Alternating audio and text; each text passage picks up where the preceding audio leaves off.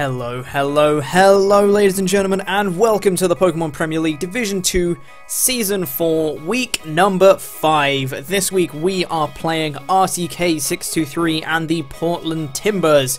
My name is RichaadEB, I am the manager of the Nidoqueens Park Rangers, and we're still looking for our first win of the season.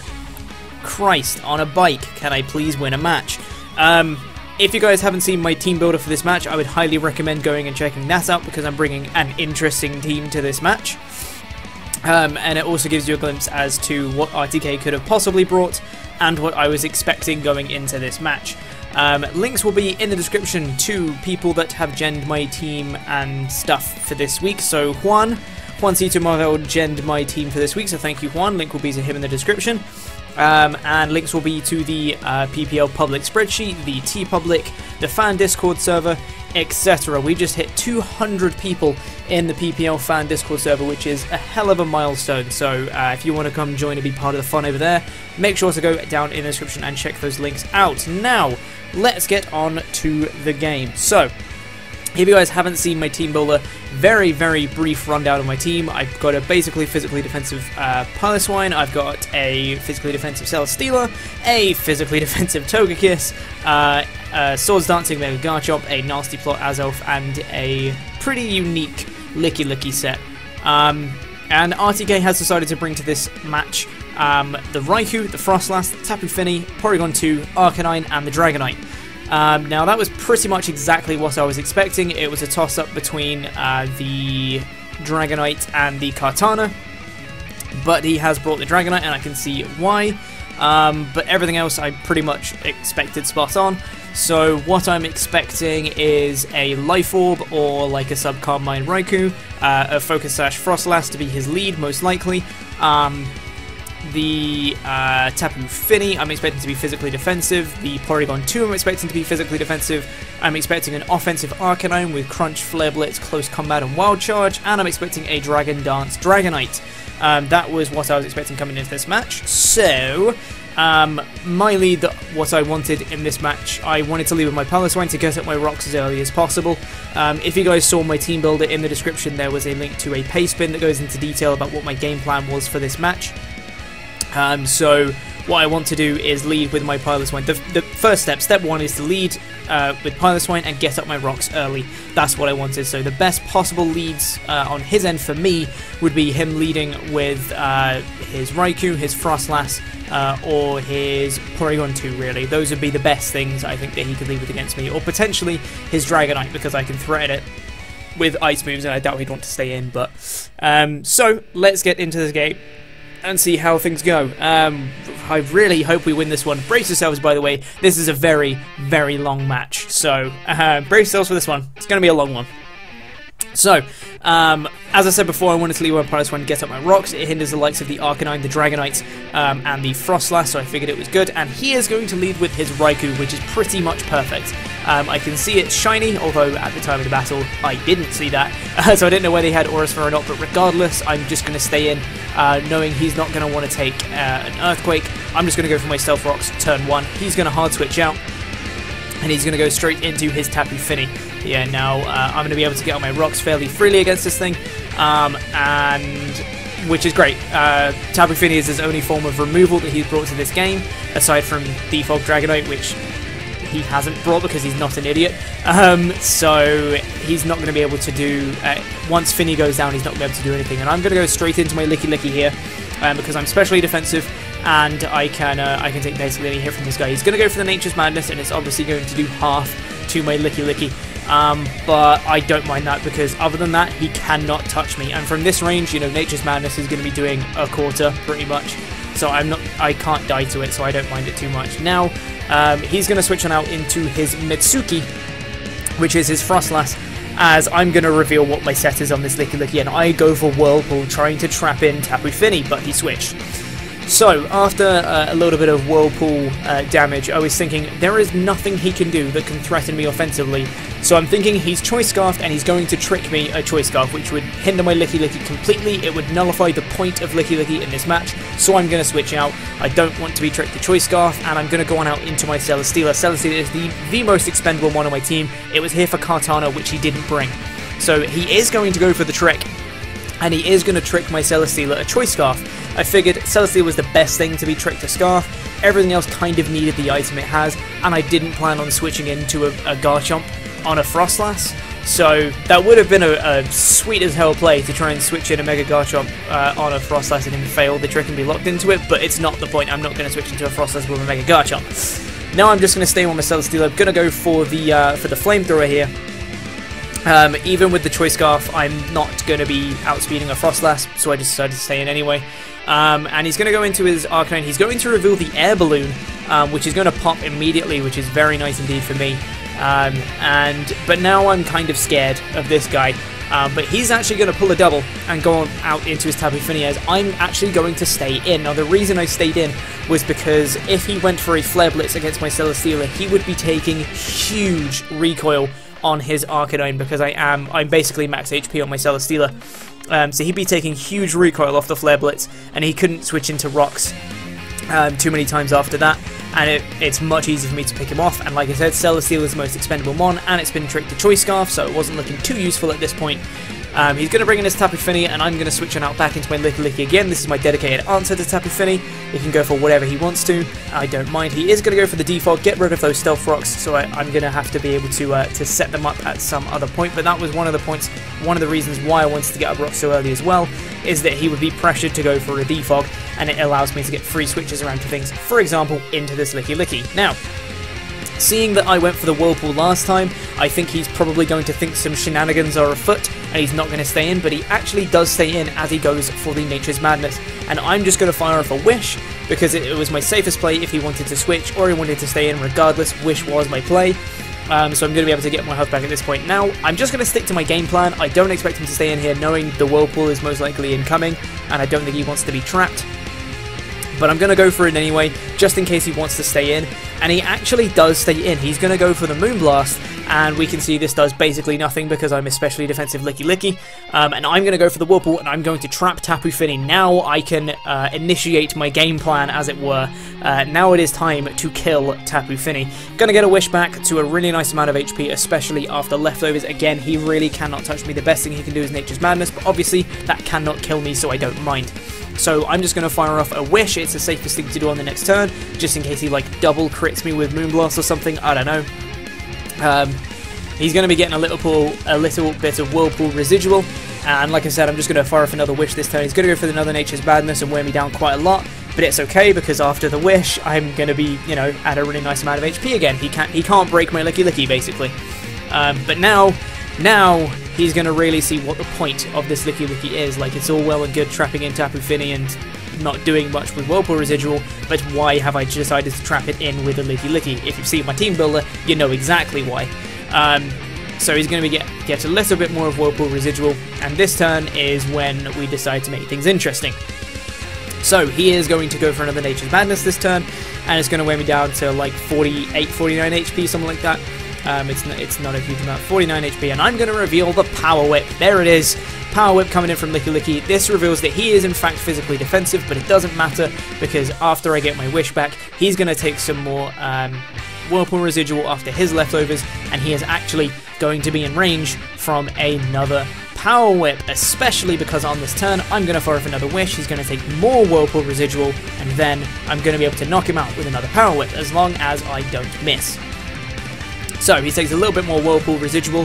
He's going to go for another Nature's Madness. I'm going to fire off a Wish. Again, I'm playing it safe just in case he decides to crit me or something like that.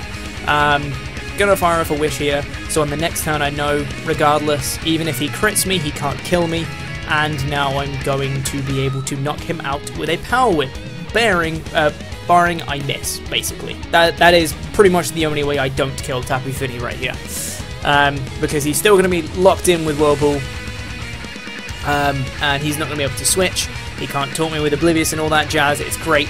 He's going to go for another Nature's Madness. He's going to connect again, and he's going to wear me down to about the same amount of HP as before, 49 again. Going to go for the Power Whip. I am going to connect, and Tapu Fini is dead. Licky working to absolute perfection. That is exactly what I wanted from Licky going into this game. It was specially defensive to take on Tapu Fini. I could trap it in, kill it, and now Mega Garchomp has a much easier time of destroying everything's face, which is nice. Now he's going to bring in his Dragonite. And expecting a Dragon Dance, I'm going to switch on out into my Piloswine because I can threaten this thing massively. I'm physically defensive, so I can take basically any hit from it. He is going to reveal the Dragon Dance as I expected, and now at this point I'm going to play it safe just in case he crits me with like an Iron Tail or a Superpower. I'm going to go for the Ice Shard to break his multi-scale in case he had like all-out pummeling Superpower, something like that. I'm going to just break his multi-scale. He is going to reveal the Iron Tail, but this does laughable damage. That's a +1 Iron Tail, and Piloswine only took just over half from that, which is hilarious. Now, it's a roll to kill with another Ice Shard, and I'm going to take that chance, but he does not want to take that, and he's going to go on out into his Arcanine at this point. Going to get an Intimidate off on me, as I'm just going to fire off another Ice Shard and going to do basically nothing. Now at this point I want to preserve my Piloswine for that Dragonite. I want to have that Ice Shard priority in case it gets out of hand later on, because like I said, it's a roll to kill him. If I get my rocks up again, he's going to be in range of it guaranteed. Now I'm going to switch on out into my Garchomp expecting a fire move, but he's going to go for the close combat. It's not going to do too much damage, which is nice, but this does reveal he's max attack, so he is offensive, and like we saw earlier, he had the air balloon, which is now popped, so we know he's max attack like I expected. Now he's going to switch out his Arcanine, and he's going to go on out into his Porygon 2. Now this turn, I forgot to Mega Evolve, which is a really bad thing on my part, so I'm just going to go for the Earthquake here. And this obviously doesn't do as much damage as it should have if I'd Mega Evolved, but that's my fault for not clicking the Mega button because I'm an idiot. So now I'm going to switch on out into my Licky here, as he is actually going to fire off a Toxic, which is really, really bad for my Licky, because it's going to really hinder what it can do in this match. It can still really well take on the Raikou and the Frostlass. Even if the Raikou has Aura Sphere, if I'm at like a really nice amount of HP, he actually can't two-shot me with Aura Sphere, even if he specs, which is hilarious. So being Toxic is going to really hinder what Licky can do in this match. But now I'm going to fire off a Wish, as he is going to predict that nicely and go on out and get a free switch into his Arcanine here. But now with a Wish in the air, I'm actually going to switch out back into my Mega Garchomp, because I know I can take any one hit from this Arcanine if he is the set that I think he is, with Crunch, Wild Charge, Flare Blitz, and Close Combat. I can take any one hit from it, and I'm going to get a Wish back to a really nice amount of HP. Now, I'm going to switch out into Mega Garchomp, as I said, and he is going to fire off a Close Combat. And again, we've already seen I can take that, no problem. And this is a little bit sucky for him, because he's going to take a bit more Rough Skin residual that he shouldn't have taken if I'd have Mega Evolved before. But I think it's basically tit for tat. Like, I did less damage to his P2, but he got more residual on his Arcanine, so it's like, it didn't really help either of us. It kind of helped both of us and none of us at the same time. So now this time, I know the P2's coming in, so I'm going to Mega up, and I'm going to click Swords Dance, because I want to hurt this P2 really badly. So we can see me Mega up here. I'm going to click Swords Dance expecting the switch, which happened. I really would have liked to have a substitute on this Mega Garchomp, but alas, it was not meant to be. And now I'm just going to click Earthquake and see how much damage we can do to P2. I'm not expecting it to kill, because I know it's going to be physically defensive, but it takes him down to the red, which is awesome. But he's going to go for the foul play. I can actually live this, you know, aside from the fact he gets a crit and he kills me, which is really unfortunate. It was a roll, it was in my favour to live, but the crit just kind of sealed it. Now I make a huge misplay and going out into my Celesteela instead of going out into my Azelf and just killing something, because I forgot how low P2 was. If you haven't played Wi-Fi battles on Sun and Moon, when a mon of yours goes down, you can't see the opponent's HP bar, so I didn't remember what HP Porygon 2 was at, and I thought it was higher, and thought that Azelf couldn't kill with a Psychic, but turns out I could. So my play there was absolutely going into Azelf clicking Psychic and trying to kill P2, because I would have done huge damage to basically anything else. But to go into my Celesteela, if he wanted to recover up on me, I would have Toxic'd it. But he switched out into his Raikou, I Toxic that instead. He's going to go for the Thunderbolt, and I'm going to switch out into my Licky, and we can see this does really good damage.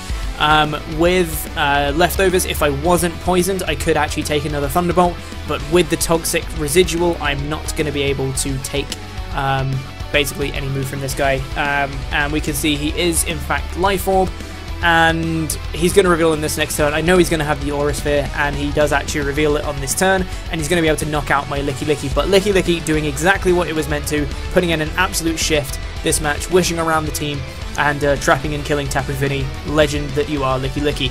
Now he's going to take some more Life Orb, he's going to be taking poison damage, he's really, really getting worn down. Now everything on my team at this point dies to a move from the Raikou, so what I'm going to do is I'm going to get Trixie.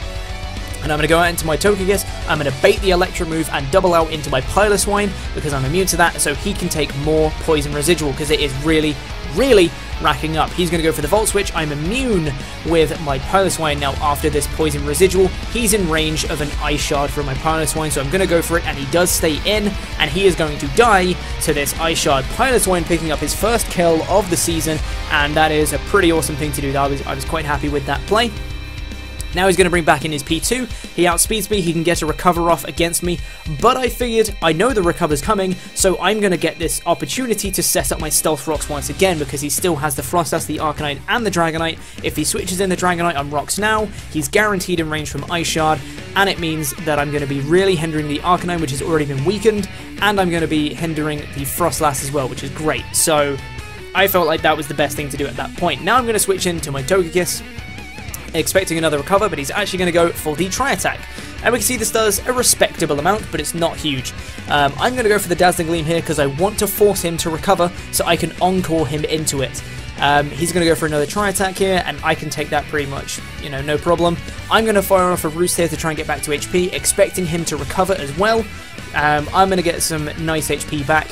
And we can see after I get my HP back, he's actually going to do exactly the same thing, and he is going to recover it. Now I'm going to Encore him into it.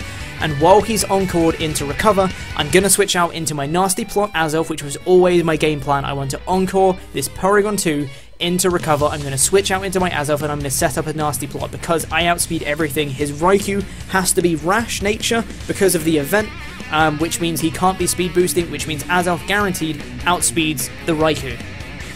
So I'm going to switch out now that he's encored into recover. I'm going to switch out into my Azelf. The game plan always was go out into Azelf, set up a Nasty Plot. He's going to stay in, click recover once. Now I'm going to click Nasty Plot as he switches out. And he's going to go into his Frostlass. Now I'm going to set up a Nasty Plot in this thing's face. And on the following turn, I'm just going to click Psychic because nothing on his team takes it other than P2. That is the only thing that takes it, but it doesn't switch in because it can't take two of them. So he's going to get some more. He's going to get a little bit of lefties back that he stole off my Celesteela earlier. But I'm going to be able to knock him out with this Psychic, Azelf picking up the third kill of the season, which is pretty awesome. So this Frostlass goes down to this Twisted Spoon boosted Psychic, and now he is going to bring in his Porygon 2. Now what I want here, he's at full health, I want to get as much damage as humanly possible onto this Porygon 2. He takes Rocks, I'm going to go for the +2 Twisted Spoon boosted Psychic on Azelf, and this does massive damage to P2. Obviously it's a P2, so it doesn't die, and he's going to go for the Foul Plate. He's actually going to be able to knock me out with it. The reason being, I wasn't attack lowering nature because I had U-turn and knockoff. I even had 4 investment in attack. If I'd have been negative attack nature, he wouldn't be able to kill me, but alas, he was able to with that Foul Play on my Azelf, and now it's down. Unfortunate, but I got massive damage on the P2, and I killed the Frostlass in the process, so I'm not too mad about that. Now I'm going to bring in my Celesteela, Choice Scarf, then I'm going to go for a Toxic here. I really want to Toxic that P2. It's the biggest thing that's stopping my team right now. He's going to bring in his Dragonite, and I debated going into my Piloswine here, but I wanted to keep it because after Rocks, Arcanine is actually in range from an Ice Shard from Piloswine. So I figured he's probably going to be going for a Dragon Dance here. I have a Babiri Berry on my Togekiss, and he's over the Iron Tail, but he's just going to go straight for a Z move. I was like, oh god. And if you don't recognize that that animation that the character just did, that's for a Gigavolt Havoc. So Dragonite is going to come in with Gigavolt Havoc based off of Thunder Punch. He's going to come in, and that is a dead Togekiss because this is a max attack Dragonite, and I'm a Togekiss. I'm obviously weak to Electric. Gigavolt Havoc's going to come in. I'm not at full health, and just kidding. Togekiss absolutely tanks it, and we actually live because what the hell, Togekiss? How are you so good? He's going to take more poison damage, and I'm going to preserve my Togekiss because I can Encore the P2. I can beat the P2 1v1 with my Togekiss. Now I'm going to switch out. I'm going to go into my Celesteela, expecting him to go for another Thunder Punch. I can take it. He's going to go for the Iron Tail, which is even better. I'm going to take basically nothing from that. And now he's going to take even more poison damage. He's going to die to Toxic next turn. And I'm just going to lock myself into Toxic. There is a reason for this. He's going to go for the Thunder Punch. I'm a Celesteela. I'm physically defensive. I can take it, no problem. Now, I go for Toxic here. The reason being, if you wanted to get cheeky and switch out, cool, I Toxic something else. If he goes down here, which he does and he stays and he goes down, now he's forced into Arcanine. He cannot go into Porygon 2 because he can't let that thing get toxic. Now he's forced into Arcanine, which is great because he takes massive rocks damage and it puts him in range of an Ice Shard from Piloswine. Awesome. Speaking of Piloswine, I'm actually going to switch out into it right now because if he has Flare Blitz, he'll die to the recoil. And if he has the Morning Sun, then I'm going to be able to threaten him with an Earthquake afterwards, which is great. But he just goes straight for the Flare Blitz. And we can see, because I have thick fat, I absolutely tank that Flare Blitz like it's absolutely nothing, and he dies to the recoil. Good job, Piloswine. I like you. Now, his only mon left is Porygon 2, so he's going to bring that in right now. Now, he obviously is going to be able to get a recover off against my Piloswine, but just in case he doesn't and decides to like sack it off and lose and whatever, just going to go for the Earthquake. But he makes obviously the correct play, goes for the recover here. And I'm just going to spam Earthquake until my Piloswine dies, because I can't risk switching in Togekiss on an offensive move if he decides to kill my Piloswine off. He's going to go for another recover here though, and he's going to go on out and get back to a really, really nice amount of HP. But like I said, I'm just spamming Earthquake until I die, because I just want to get this P2 as low as possible so that the Togekiss can basically just beat it 1v1. I can Encore it into recovers, and I can just beat it. The Tri-Attack isn't doing enough. He's going to be able to knock out my Piloswine here, but I'm still 2-1 up, and I make a huge, gigantic misplay here. I go into my Celesteela because I want to Toxic this guy. You guys will see why this is a misplay later, but I'm going to go for a Toxic, I'm going to miss, and he's going to go for a foul play. And it does not much. I can take another one, which is nice, but I'm going to go for another Toxic here, going to connect with it, and basically I can Toxic Stall him out with my Togekiss, and I will be able to win this game. Because obviously I have more Roost than he does recovers, and I can Encore him into recover when it does happen, and just gradually wear him down with my own Dazzling Gleams. Like, there's no way, basically, that he can win this match.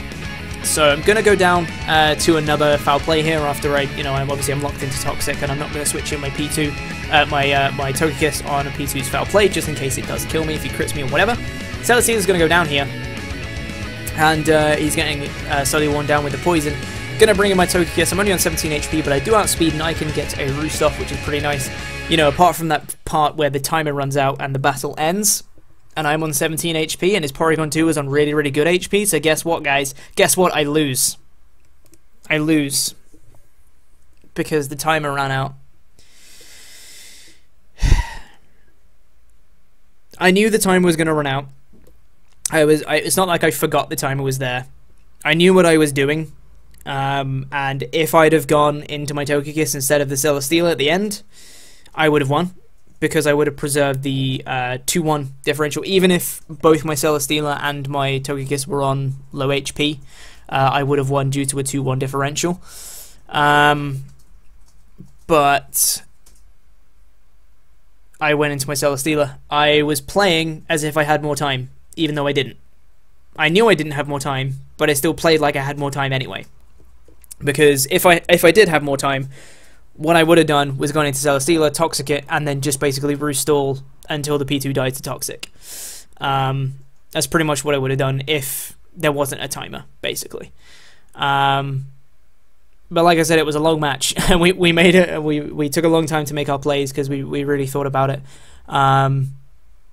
But because I went into Celesteela instead of Togekiss at the end, I lose, even though I feel like I had the momentum for basically the whole game, and I feel like I had my game plan sorted, and I knew what I needed to do to win, and I would have done it if we had more time. I still lose because his HP was higher than mine when the timer ran out. Now, you can call me an idiot, you can call me stupid, it's justified, but I still stand by what I did, because some people's initial reaction was I could have timer stalled and won that way. One, no, I'm not timer stalling anyone ever. I don't agree with that as a method of victory at all. I just don't agree with it at all. So I would never, ever, ever timer stall someone, even if it was for like 20 seconds. I'm not going to do it. So that was never an option for me. If I'd have just gone into Togekiss instead of Celesteela at the end, I definitely could have won it. If I'd have just, I could have roosted up, and like I said, Tri-Attack wasn't doing enough. The only thing I was scared of, and why I didn't do that, was because I was scared of him getting hacks, basically. I felt like going into Celesteela, clicking Toxic, and then roost stalling him would have been a much more efficient way of doing it, instead of him potentially getting freezes, paras with the tri-attack, or critting me. That I felt was something that was a likely possibility, knowing my luck. So I basically wanted to secure the quote-unquote win by doing the Celesteela Toxic play. But obviously with the time limit, that made no sense. But in my head, it made sense because I was playing as if we had more time. Which in itself doesn't make sense, but I know what I mean in my head. So by all means, you know, if you want to lambast me in the comments and say I'm an idiot for doing that, and, you know, basically intentionally giving myself a loss, by all means do it. But I stand by what I did because, one, I'm not going to timer stall someone, and two, I don't like the timer as a stipulation. I'm going to play as if there is no timer. So I was aware of the timer's existence, but I didn't let it change my plays, if that makes sense. Obviously, it's a rule in the PPL, and I should have followed, you know, the rules to get a win.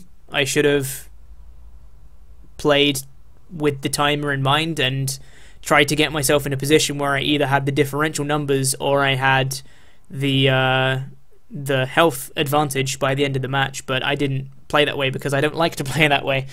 Because I only like a match to end when everything dies, basically. That might lead to some horrifically long matches, but that's what I prefer because that's a decisive victory. I don't like things to be decided by a timer because who knows where it could go from there. And if we had more time, I definitely would have won that game. There was no way he could win it. Aside from if, let's see, if my Celesteela died and he got a bit of toxic damage, if I like roosted up, he crit me, froze me, and I stayed frozen as he went for another tri-attack, something like that, he could have won it. Potentially, but the chances were very, very, very, very slim for him to win that. And yeah, I don't know. I feel like I'm justified in what I did, but I know a lot of people won't see why. Even though I've explained myself just here, I know a lot of people will be like, I don't get it. But I know what I mean in my head. It's just hard to convey it to everyone. But regardless, it's a 1-1 loss for me. So I don't lose any differential points, but we do take a loss. So we're still 0-5 going into week 6. Which is a bit naff, if I'm honest, because I didn't want to be 0-5. But we're going to be playing Kyle next week. Well, the next game anyway, because there is actually a week break happening. This week, so there's going to be no upload next. There's going to be no battle next Wednesday, but the week after, Wednesday the 17th of May, there will be the week 6 battle. So we're having a week break in the PPL because a couple matches are starting to be played late, and we want to give people time to catch up with stuff, and it allows people to kind of reassess mid-season and try and see, you know, if they want to make some transfers or they want to, you know, just spend a bit more time team building on certain things. Gives people a bit of a chance to do that. So yeah, no upload next Wednesday, but the Wednesday after we'll be back with another battle on Wednesday the 17th, and we'll be playing Kyle of the Harlem Gloomtrotters, who's a great battler, someone who I haven't played in draft before, so I'm looking forward to playing him. It should be a good match. So yeah, unfortunately we're still 0-5, but hey ho, is what it is. I feel like it's the best game I've played all season, and I know my game plan would have worked if we'd had more time, so I'm not too mad. Like, I'm happy with a loss, if that makes sense. But regardless, that's going to be it for this video. If you did like this, make sure to leave a like on the video. You can, of course, subscribe for more content, and hopefully I will see you guys sometime soon.